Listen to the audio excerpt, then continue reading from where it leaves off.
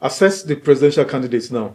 We have PRP, your friend Donald Duke, of course, your principal, Atiku Abubakar for ADC, and then Bola Tinubu, incumbent, Adewale Adebayo, SDP, Omoyele Sowore, Peter Obi, of course, NDC.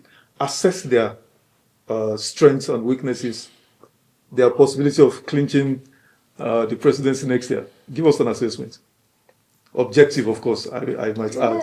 Even though I know you're always objective. I believe that if what I'm seeing I'll start with my party, ADC. If what I'm seeing now, the way we are fired up, and then the decline of Nigeria in the Committee of Nations, go and see what is happening in Ghana. But they say, oh, Ghana is small. No.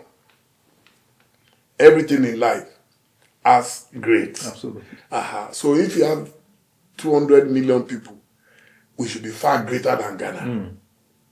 If you look at some of the biggest nations, some of the best countries in the world, the population helps them. Of course. It boosts them. Of course. So, but our own... It's become a burden. It's a burden. So, I believe Atiku's final battle will yield results. I'm very convinced. And by the grace of God, we shall all work for him and support him. Where does Atiku's votes, where is it going to come from, apart from the north, of course? Oh, go and check even last time, despite everything. Atiku competed well in the south, competed well in the southwest. The only place he didn't have anything was Peter Obi's domain, southeast. He did well everywhere else. That's why he will have 6.9. You understand? So Atiku has built a humongous network that will be difficult for anybody to be. He started it since 1992-93. He is so smart, and God has blessed him with business acumen that, he's able to run his lifestyle without controlling any state in Nigeria. In fact, that's one of the most fascinating things I find about Atiku, that a man has been able to run a business. Even before he got into government, or before he started working in customs, when his father died, I think he was about 11 years old, just like my father died when I was 13. And Atiku started working to be able to take care of his mom. So, I believe his political brilliance plus his business acumen should be what Nigerians will vote for. Any man, any politician who lives perpetually on politics is dangerous. And then, okay, so let's assess Asiwaju's chances. Oh, of course, as the incumbent, everybody expects that nobody can defeat him, but that's also a fallacy that has been proven not to be true.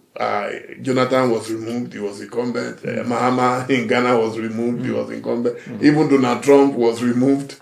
So there's nobody who is not removable. Does he have any chances in 2027? Oh, of course. Every contestant, all the top 4 contestants, they have. Okay. Yeah, they have their chances. Because I sat with the president's special advisor on media and policy communications, Dele Momodu. And he said the president is already, it's a done deal. But what do you expect Daniel to say? Daniel is my because he referred to the opposition as Daniel knows in his heart of heart that's just a professional talk. He's defending his career. Because I asked him, I said, are you afraid? I was asking Daniel if he was afraid that he should be jittery because of what is going on. If they were not afraid, they won't be arresting people. They won't scatter all the courts in the land and make everywhere a one-party state. They deny it, but it's obvious that they are jittery. I have no doubt in my mind that they are jittery. Kenneth Okonkwo, whom you know very well, has said that Tinubu is the easiest president to defeat as we speak. Do you agree? Well, I won't say the easiest, but I won't say it is very easy to defeat him. It's obvious because he has failed spectacularly. Wow. Yeah, so it's look, talk to anybody who is not one of his cronies. Go. if I don't want to go there. I'm telling you, let's just leave it to God. But I know in his heart of heart, if he could rewind the hand of the clock, wallahi, he will do it and try to do things differently. But it is too late. What of Peter Obi and Council? Their chances?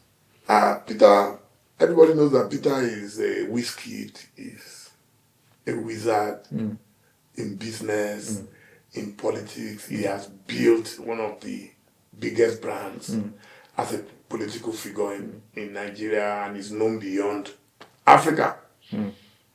But the odds, I don't believe, favor them.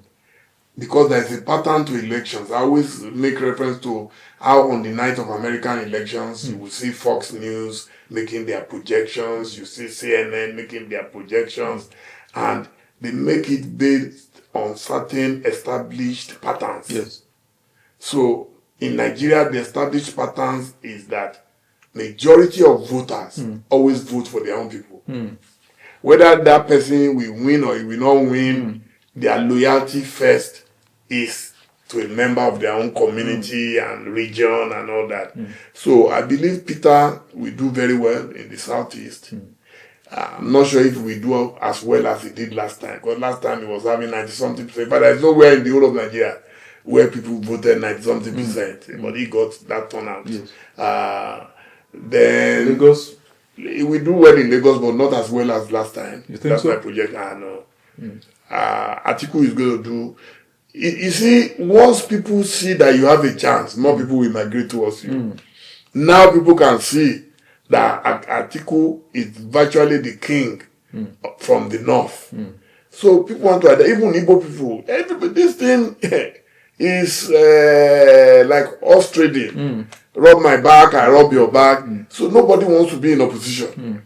So only crazy guys like me have remained in opposition because it's not palatable to be in opposition, but I managed to enjoy it. you're a self-made man, so you've It's never not- depended nobody on made government himself, it's patronage. God that made us, you know, and so I believe a lot of people will support Atiku nationwide this time.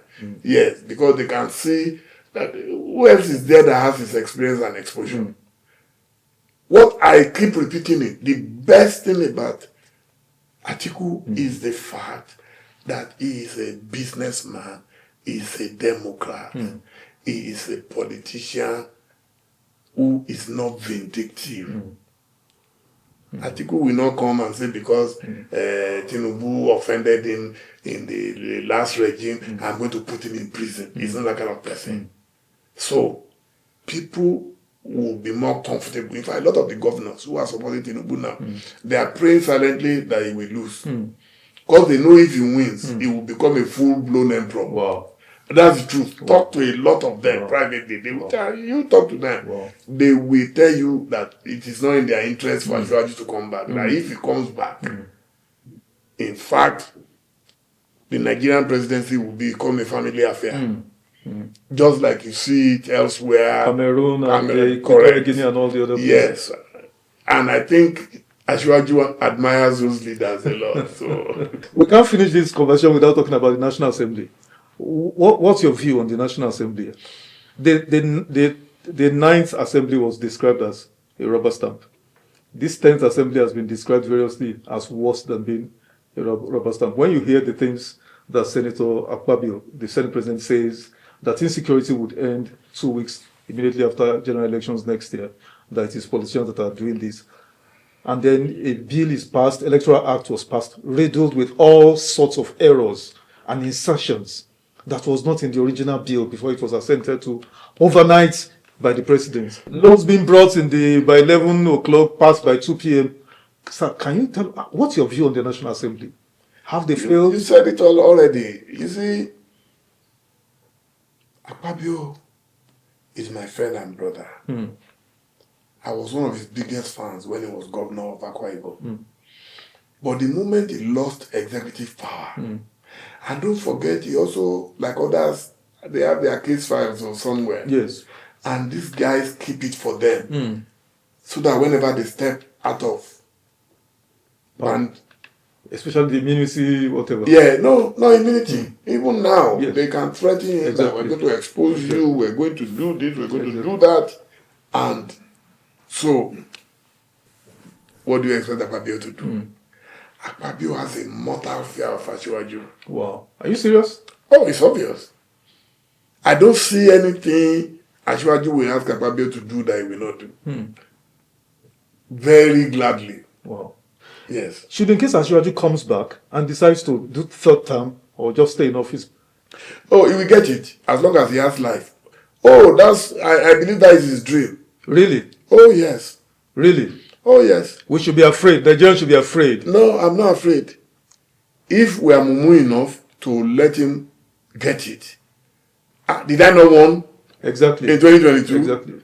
People abused me. Exactly. And it's pretty much come to pass. Yeah. So, and I'm telling you again that if you allow him, it will be worse than an emperor. Wow. There are many things now. How you will know that Nigeria will be in danger? There are many things he planned to do this year that he has shelved because of election. He will bring them back immediately. Wow. So, as we round up now, the future of democracy in Nigeria with Barrister Wike, Rotimi Amechi, Seyi Makinde, Governor Bala, Mohammed of Bauchi, Hope Uzodinma. These are the second generation after the Atikus and Tinubus. How do you see these guys? What's your view on them? No, there are many people who have never been government or power. But you know how Nigerian democracy runs. No, we are all playing our part. You can't say I'm not a leader just because I've not been a governor.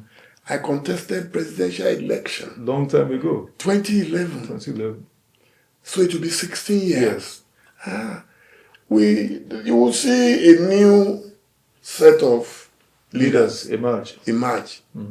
Oh, for example, if Asiwaju goes now, all the power that people ascribe to Wike is from Asiwaju. You think they won't pay for all this nonsense they are doing? And I'm not threatening them paying in terms of, I'm saying tomorrow will come and the power they think they have will just be like ordinary water. Oh, it's clear to me. There is no, where is Umaru Diko? When we were growing up, Umaru Diko, Joseph Wire, Senate President, they were larger than life. So the same way Wike is larger than life today, one day you will see Wike begging all his enemies. I predict it. Because you just can't continue like that, just behaving that you are above the law and everything. You know, I pity him a lot because he was my friend once upon a time. I really pity him. That does this man know the nature of power? It's a very temporary thing. Yeah. Are you happy with Governor Fubara's withdrawal from the governorship re-election in Rivers State? I believe that is his own business. From day one, he didn't want to fight. How he allowed Tinubu to convince him to accept those terms. What is worth doing at all is worth doing well. So if you are going to be a governor, be a governor. If you are not going to be a governor. And what Tinubu did, I'm sorry again, was wrong.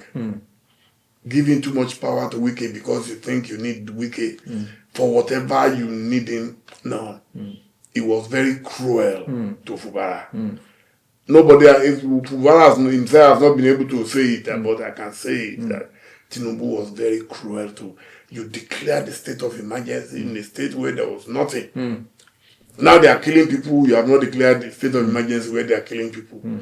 And then you now said, Wike is the leader of PDP in Rivers State. Meanwhile, Wike is virtually in APC. You now say Wike is the leader of APC in Rivers. And Wike is technically not in APC. How do you do that?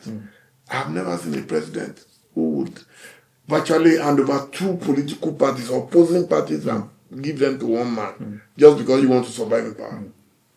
We shall see the end of it. Sir, give us your final crystal ball on 2027 elections. I look forward to Alhaji Atiku Abubakar becoming the president and commander-in-chief of the armed forces of Nigeria. He deserves it. It would be a good story to tell our young ones in the future that you should never give up on your dreams. As a young man, I read about a man called Abraham Lincoln in America. Exactly. And his trajectory was riddled with all manners of obstacles, but he never gave up. And today his name resonates globally. That's what I'm hoping will happen in Nigeria. I know you mentioned Atiku being a Democrat, a gentleman, a businessman with some business acumen. What other unique selling points does he have that, I mean, Nigerians, viewers all over the world? Because people are saying he's too old, he's this, he's that. Is that he will be hands-on. I wish you could see my chats with him. You talk to him, you ask him questions. I remember when some people said, oh, his certificate was a dodgy certificate, was this. I sent it to him. I don't think anybody will be bold enough to send to an Asiwaju with that kind of thing. And copiously, he responded. You explaining everything that happened, that transpired. So that's the kind of leader I want to have in my country. Hands-on. Hands-on, always a seasoned administrator. Meticulous. And when you see his choice of words, and it's not a bitter man. It's just, I mean, I hate bitterness.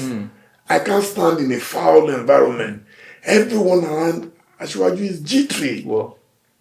How can grandfathers, great-grandfathers be jittery because of one man? I don't understand it. Walking on eggshells. Aish.